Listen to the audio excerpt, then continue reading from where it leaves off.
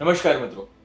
આજે એકવાર વાત કરવી છે ભારતની રાજનીતિમાં, ગુજરાતની રાજનીતિમાં, તેમાં ઉમેરાયેલો એક નવો રંગ જે છે તેની વિશે વાત કરવાની છે. દિલ્હીની એક કોર્ટે જે ચુકાદો આપ્યો તેની અસર ગુજરાતની રાજનીતિ પર કઈ રીતે પડવાની છે.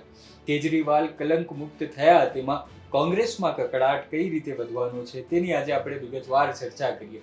સૌથી પહેલા તો કેજરીવાલ જે છે તે કલંક મુક્ત કઈ રીતે થયા તેની વાત કરીએ તો 2020-21માં દિલ્હીમાં જ્યારે કેજરીવાલ મુખ્યમંત્રી હતા દિલ્હીના, ત્યારે એક શરાબ નીતિ આવી હતી જેના કારણે તેમની ઉપર આરોપ લગાવવામાં આવ્યો હતો કે તેમાં કરોડોના કૌભાંડ થયા છે. તેમણે આ નીતિ બનાવી છે, તેનાથી અમુક જે વેપારીઓ છે, જે ઠેકેદાર છે, તેમને ફાયદો કરાવવા માટે જ આ નીતિ બનાવવામાં આવી હતી. ગલી ગલીમાં શરાબનું વેચાણ કરવામાં આવી રહ્યું છે તેવું આખી જે છે એક બનાવવામાં આવ્યું હતું, આખો માહોલ ઊભો કરવામાં આવ્યો હતો. અને આ સૌથી રસપ્રદ બાબત એ છે કે શરાબ નીતિમાં કૌભાંડ થયું છે તેવી વાત જે છે કોંગ્રેસના એક રાષ્ટ્રીય નેતા છે તેમણે સૌથી પહેલા ઉપાડી હતી આખી વાત. અને ત્યારબાદ જે છે ભાજપ પણ તેની ઉપર આક્રમક થયું અને ત્યારબાદ કેન્દ્રીય જાંચ એજન્સી એટલે કે સીબીઆઈ જે છે તે આ તપાસમાં આવી અને તેમણે તેમની ઉપર કેસ ચાલ્યો. અને કેસ દરમિયાન જે છે દિલ્હીના આમ આદમી પાર્ટીના જે મોટા ભાગના મુખ્ય નેતાઓ હતા, મનીષ સિસોદિયાથી લઈને કેજરીવાલ સુધીના તમામ, સૌરભ જૈન જેવા છે, મોટા ભાગના તમામ લોકો જે છે તેઓ જેલમાં બંધ રહ્યા, ઘણા દિવસો સુધી બંધ રહ્યા. કેજરીવાલ જે છે તેઓ લગભગ 150થી વધારે દિવસ જેટલા સુધી તેઓ જેલમાં બંધ રહ્યા અને ત્યારબાદ છૂટ્યા છે. અને તેમની ઉપર આમ આદમી પાર્ટી જે કટ્ટર ઈમાનદાર કહેવાતી તેમની ઉપર જે છે એક બટ્ટો લાગ્યો હતો અને તેની અસર તેમને જોવા પણ મળી. દિલ્હીમાં જ્યારે અત્યારે વિધાનસભાનું ઇલેક્શન આવ્યું ત્યારે તેમની કારમી પરાજય થઈ છે. તેમની જે સરકાર હતી 2 ટર્મથી તે જતી રહી છે અને અત્યારે ભાજપની સરકાર ત્યાં આવી છે.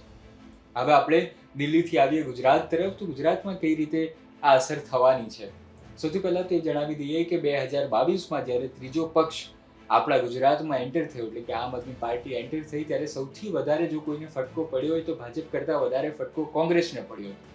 એટલે કે 2022થી જ કોંગ્રેસમાં જે છે તે કકળાટ શરૂ થઈ ગયો હતો. આગળ પણ આપણે જણાવ્યું તેમ કે કોંગ્રેસે જો મુખ્ય વિપક્ષનું પદ રહેવું હશે તો તેમણે સૌથી પહેલા આમ આદમી પાર્ટી સામે લડાઈ કરવી પડશે. આમ આદમી પાર્ટી જો સારું પ્રદર્શન કરે છે, સારી રણનીતિ બનાવે છે, પોતાનું જે આખું માળખું છે આમ આદમી પાર્ટીનું ગુજરાતનું, તેમાં જો હજી સારા બદલાવ લાવે, હજી સારા ચહેરાને ઉમેરે છે તો તેઓને વિપક્ષનું સારું એક સ્ટ્રોંગ વિપક્ષ આપણે જેમને કહીએ તેનું પદ આમ આદમી પાર્ટી ગુજરાતમાં લઈ શકે છે. અને તેની શરૂઆત જે છે તે હવે થવાની છે. કઈ રીતે? આમ આદમી પાર્ટી ઉપર જે કલંક લાગ્યો હતો તેની સાફ કરવાની શરૂઆત કરવાના છે હવે આમ આદમી પાર્ટીના નેતાઓ. હમણાં જ એક વર્ષ જ્યારે પૂરું થયું એટલે કે 1 વર્ષથી ભાજપની સરકાર છે ત્યારે આમ આદમી પાર્ટીના નેતાઓ દિલ્હીમાં એક મજેદાર કાર્યક્રમ કરી રહી છે જેમાં તેઓ કહી રહ્યા છે કે દિલ્હીની જનતાને કેજરીવાલની યાદ આવી રહી છે. એક હાલ દિલ્હી બેહાલ, એક જ વર્ષમાં દિલ્હી જે છે તે બેહાલ થઈ ગયું છે તેવા બેનર હેઠળ, કેમ્પેઇન હેઠળ જે છે આમ આદમી પાર્ટી ખૂબ એગ્રેસિવલી પ્રચાર કરી રહી છે. હવે ફરી પાછા ગુજરાતમાં આવીએ તો હવે આમ આદમી પાર્ટીના જે મુખ્ય નેતા છે એટલે કે અરવિંદ કેજરીવાલ, તેઓ જે છે તે અત્યારે કોઈ સંવૈધાનિક પદ પર નથી. એટલે કે જો પહેલા તેઓ મુખ્યમંત્રી હતા તો ત્યારે તેઓ વધારે સમય ગુજરાતને નહોતા આપી શકતા.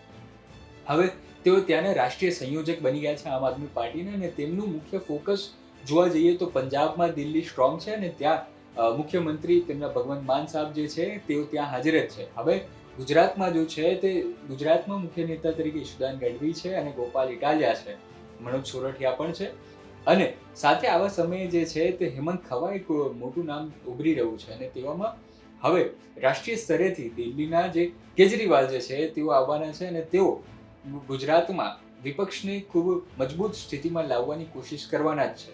હવે જો ગુજરાતમાં વિપક્ષ તરીકે આમ આદમી પાર્ટી સ્ટ્રોંગ થાય છે તો કોંગ્રેસ જે છે તેણે પોતાનું મુખ્ય વિપક્ષ તરીકેનું પદ જે છે તે જાળવી રાખવા માટે મશક્કત કરવી જ પડશે. અત્યારની જે સ્થિતિ જોઈએ તે મુજબ મોટાભાગે એટલે 2022ની સ્થિતિ જોઈએ તો કોંગ્રેસનો જે વોટ શેર હતો તેને તોડ્યો કોણે હતો? તો તેનો જવાબ આમ આદમી પાર્ટી જ હતી. કોંગ્રેસ જે છે તે જે મુદ્દા ઉઠાવી રહી છે તેમાં સૌથી વધારે જે ભાજપ સામે કાઉન્ટર કરવાને બદલે જો તે આમ આદમી પાર્ટીને તોડે છે અત્યારે તો તેની જે સ્થિતિ જે છે તે વધારે મજબૂત થાય તેવું રાજનીતિના રણનીતિકારોનું કહેવું છે.